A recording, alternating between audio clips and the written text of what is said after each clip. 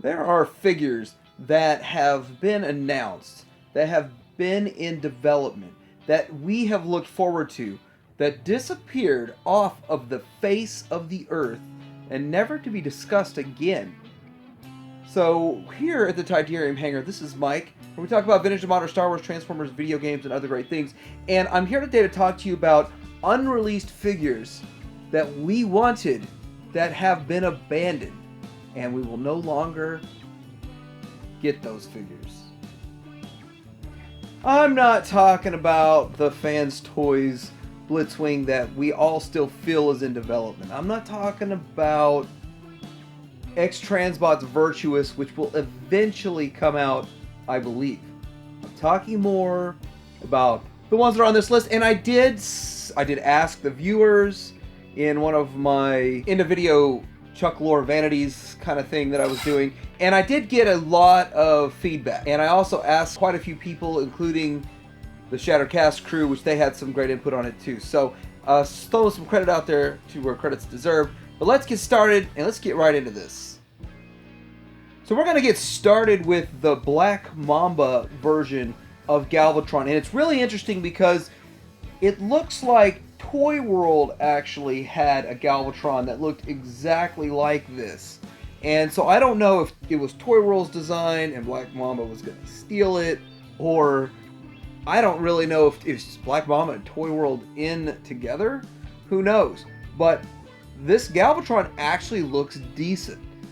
And starting to wonder why they didn't put it out, why they didn't go forward with it, what was the issue there. And considering the time frame when this thing was announced, back in what 2015, 16, something along those lines, it was actually it would have done very well.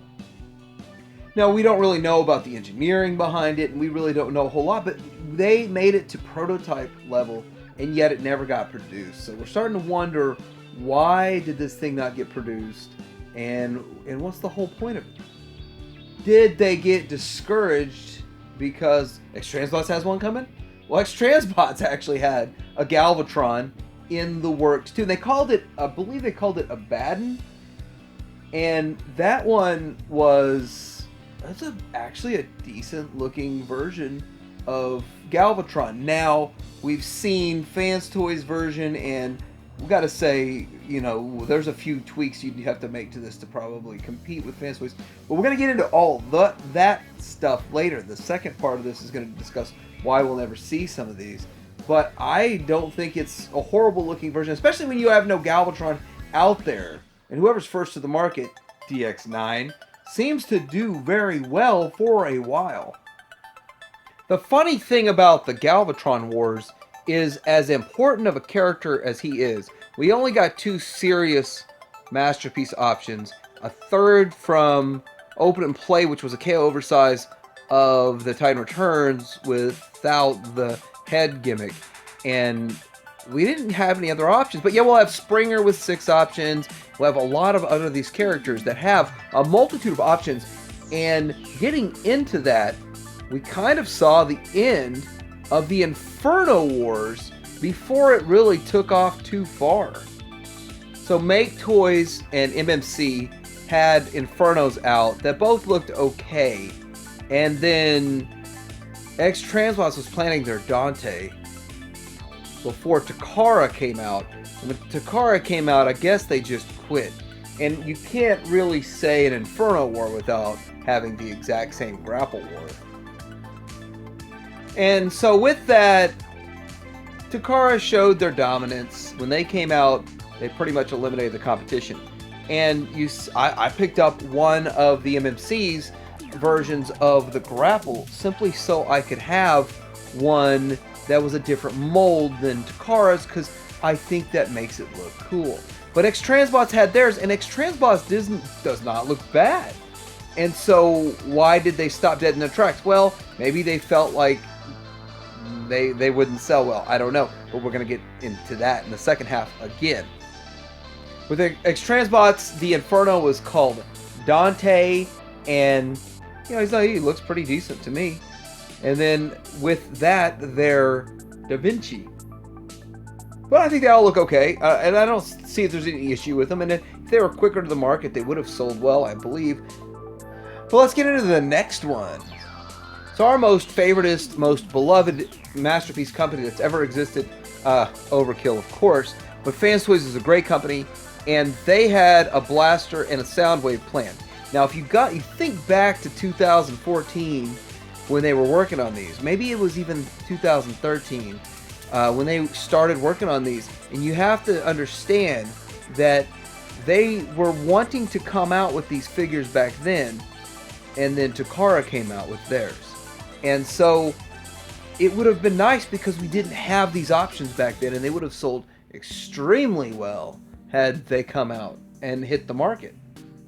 Now, Fans Toys' version of Soundwave, which was Acoustic Wave, was much further along in development. They've actually had artwork made up for it. They actually were ready to drop this bad boy on us when, sadly, I actually recently read an article that was written back then in 2012 or 2013 that they're no longer going to go forward with this because of the Takara version. But when you look at this thing, it looks okay. I mean, it's Fans Toys. It would have that fit in the finish, and there's some things about this that make it worthwhile.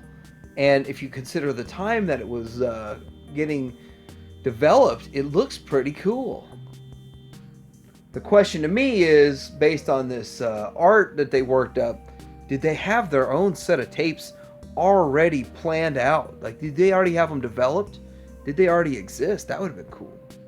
They actually had 2 different prototypes created, and I actually liked Prototype 1 a little bit more than Prototype 2, but they had a couple of different ones, and then, you get a comparison to MP13. It would have probably come with the obligatory smaller version of a cassette player. And yes, he could have pushed his finger to eject himself.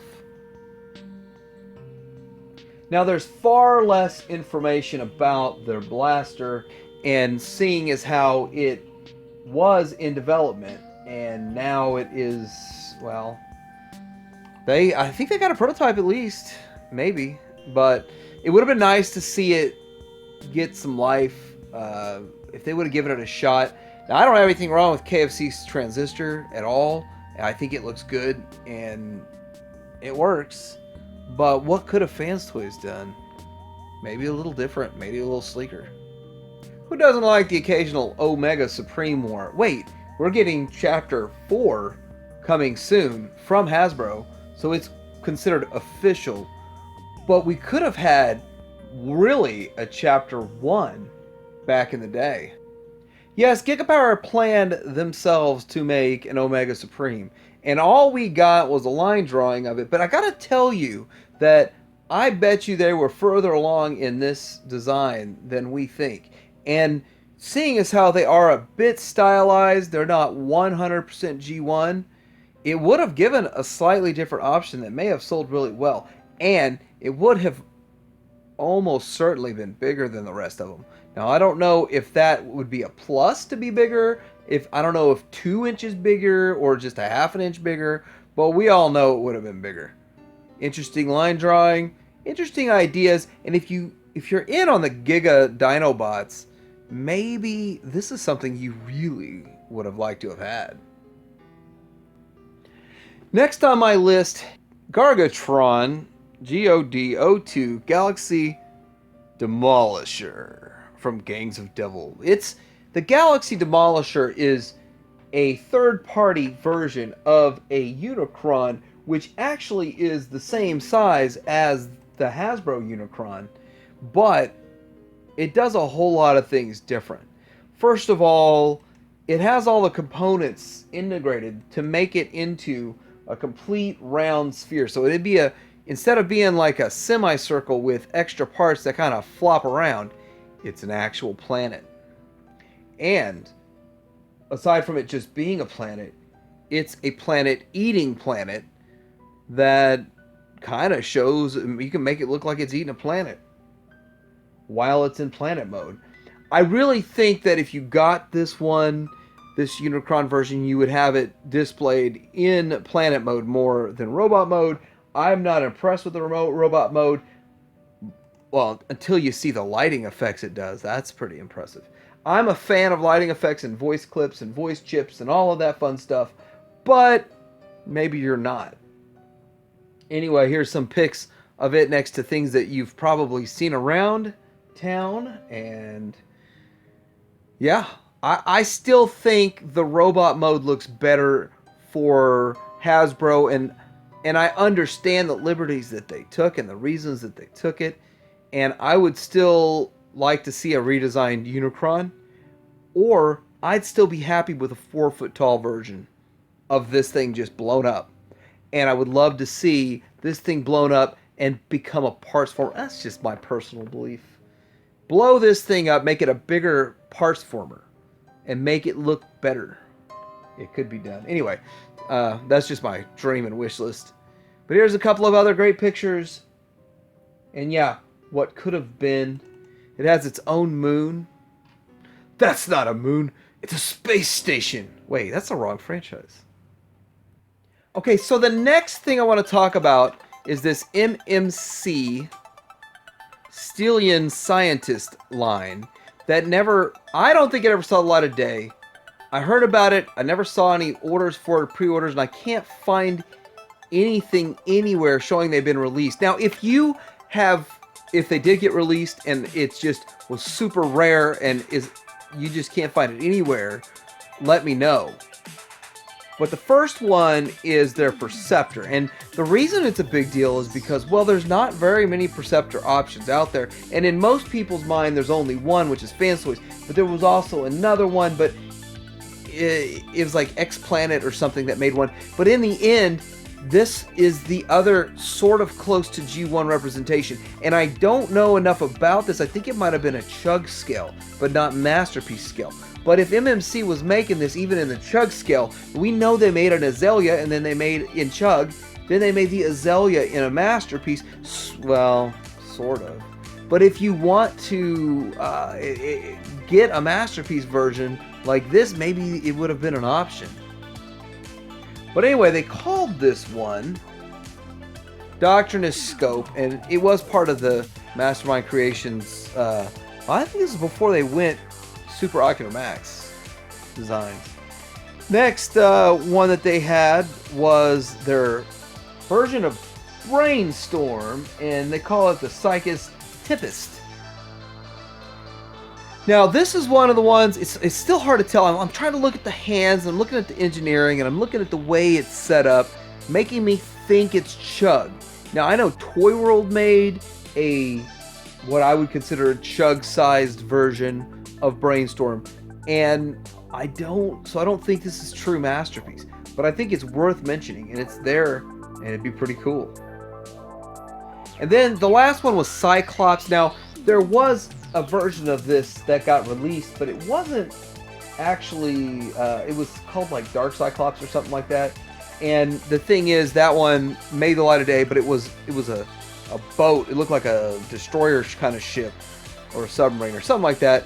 But this actually transformed into a gun. And that's why I don't think this one saw the light of day, because I would have noticed this thing out and about.